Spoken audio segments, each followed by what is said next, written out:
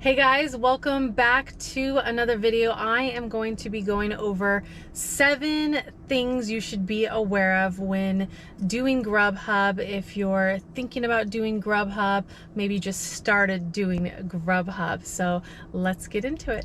The first thing to be aware of when doing GrubHub is you do not need to take every order that comes your way.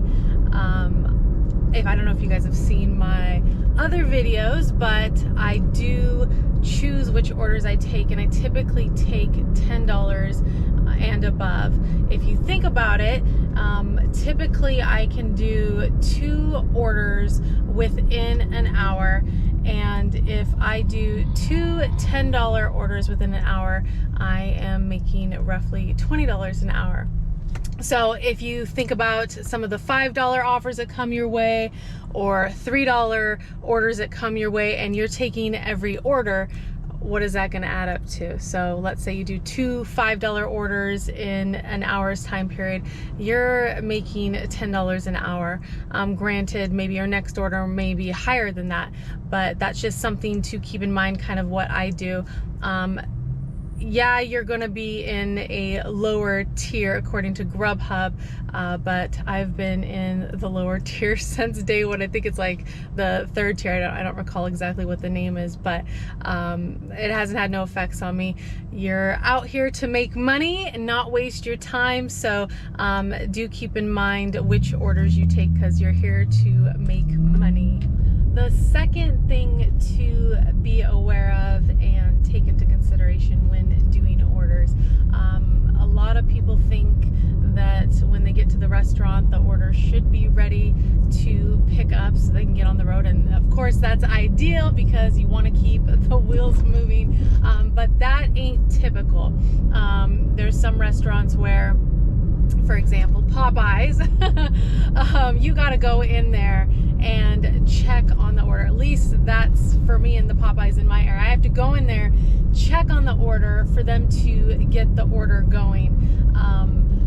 Most of the time orders aren't ready. Now granted, there are some restaurants that I'm familiar with that the order is either typically ready when I get there or close to being done. And of course, as a driver, that is ideal because we're here doing this to make money. But let's say you get to a restaurant and the order's not ready. They tell you order's not ready. What I do is I ask them, how long until the order's ready? When should I check back? And they usually, the time that I get that's been typical for majority of the restaurants is 10 to 15 minutes. Now this varies based on the weekend, based on the restaurant itself. Are they short-staffed?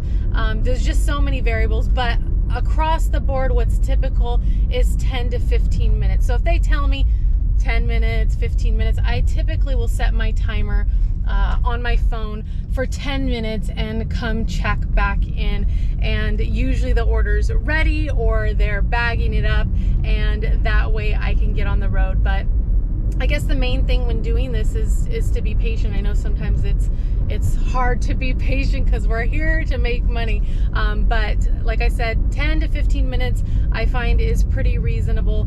I feel like a lot of restaurants are getting on board with getting the orders ready because they know the drivers are eager to get the order and get it to the customer, and of course we want to keep the customers happy too. The third thing to be aware of is when you go into the restaurant to pick up an order, you have the customer's first name and you have their last initial. And when you go in there to pick it up, make sure you announce which company you're with. If you're with GrubHub, which that's me, I'm going to say GrubHub Jill L. If you go in there and don't announce the company and you just say, hey, I'm here to pick up an order for Jill, and they have 2 Jill orders in there, they're going to hand you one of them, and you may end up with, let's say, another DoorDasher's order, another GrubHub order, and it's not the right food. I've actually had this happen in the beginning of my GrubHubbing days.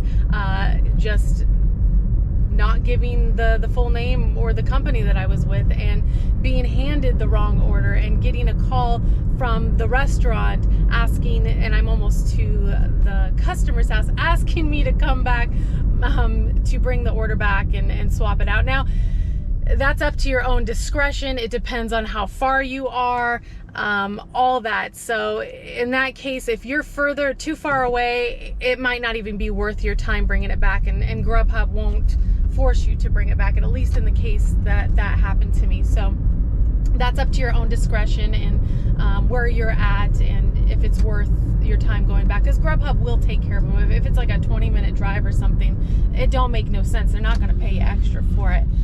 So just be aware to make sure that you give the company that you're with, and the first name of the customer, and the last initial, because time is money. Money is time. You don't want nothing holding it up. You don't want an upset customer. It can just be frustrating for everybody that's involved. So just pay attention to that. The number 4 thing to be aware of when doing deliveries is if you ever find yourself in an uncomfortable or dangerous situation, to give GrubHub a call. If you've picked up an order from a restaurant and you're on your way to do drop off, or maybe you arrived at the customer's house and something's off, you feel uncomfortable, you notice something, a dangerous situation, do not proceed. You need to get yourself into a safe area. Give GrubHub a call and let them know what's going on, because making the delivery isn't worth any bad situations. I actually had a situation last year where a $20 order got me, and the distance was a little longer than I typically take, and I didn't think it was going to be as far as it was, and where it was, it grabbed me. The $20 grabbed me. I didn't pay too much attention to it. And when I got on the road, it was raining. It was on a back road, like an old back road. The visibility was really bad.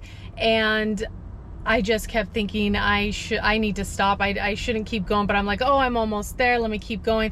But if I could do it all over again, I would have pulled over. I would have given GrubHub a call, because it was just dangerous. I could barely see the road. It was a back road. There was a lot of cars. It just wasn't worth $20. And if you like number 1, what I talked about, you add up 2 orders for $10 within an hour, you're making $20 an hour. So kind of keep that in mind.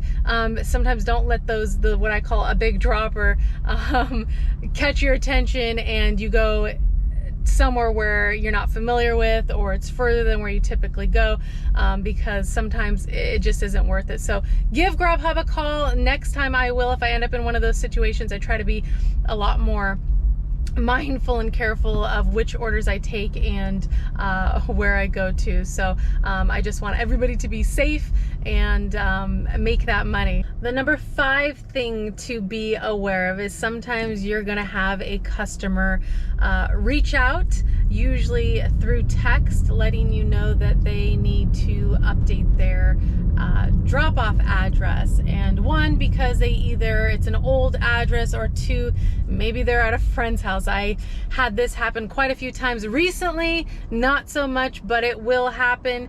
And when that does, do reach out to GrubHub. Provide them with the new address. Ask the customer to reach out, but I wouldn't rely on them.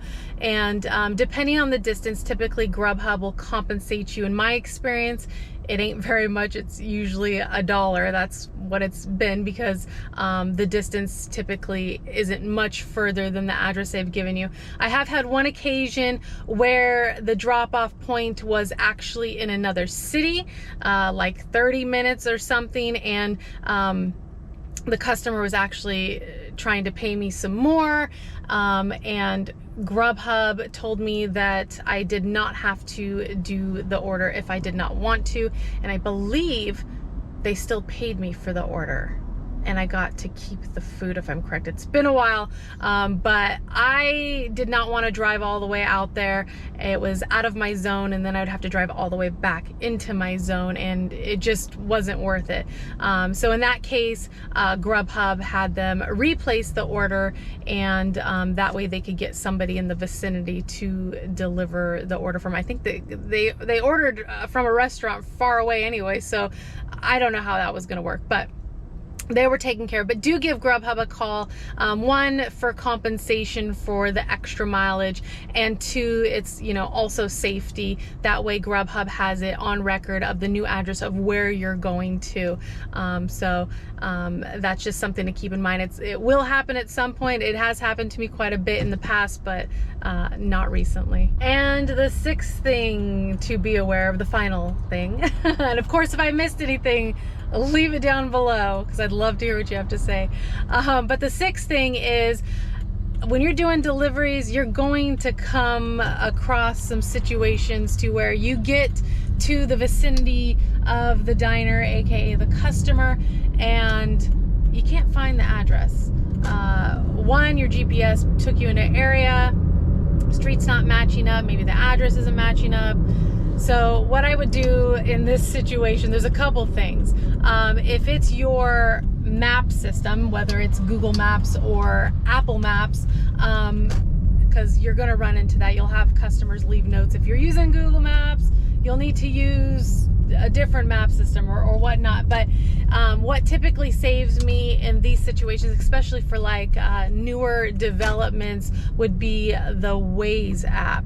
That has saved me. If you do not have it, download that as a backup app, because it has came in handy so many times for me. And it was actually a customer that recommended that app to me, because she lived in a newer development and she knew Google and Apple Maps was not going to recognize her address. And sure enough, it got me to her, which I thank her for that. But the other situation is, let's say you're in an apartment complex and you're having a really hard time, especially at nighttime, finding the customer's apartment. One, there's no map.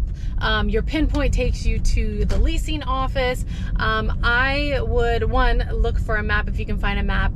And two, if there's building numbers, that typically helps. I have reached out to the customer to see if maybe they have, I'm letting this person go, seeing if maybe, well, we got some pedestrians. Reaching out to the customer to see if maybe they have a building number that can help you locate it. I love building numbers, especially when they're visible. But for instance, the other night I am delivering to an apartment complex and you can't see nothing. And I have a bright light that I have with me as well. That I try to, you know, shine on the buildings, but there's just a lot of trees. I can't see anything. So I messaged the customer, and there was no building numbers. I couldn't find a map. It was kind of a bigger complex. So I messaged the customer and I asked them for their carport number to get me into the vicinity, and that way I could then park and get out and find it. So that worked out perfect.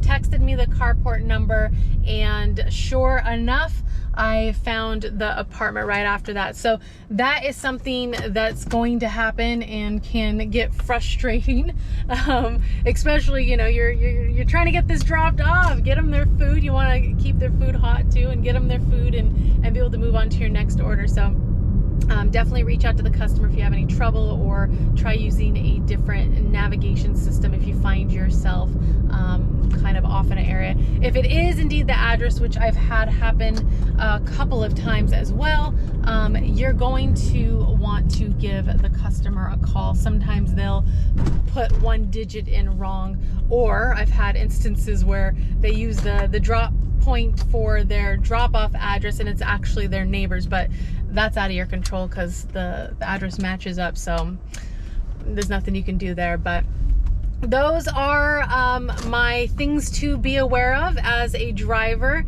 And of course, if I missed anything, you think of anything to add, do leave it down in the comment box. I would love to hear what you have to say. And Appreciate you guys riding along with me, and I am gonna go make some money now. See you guys later. Bye.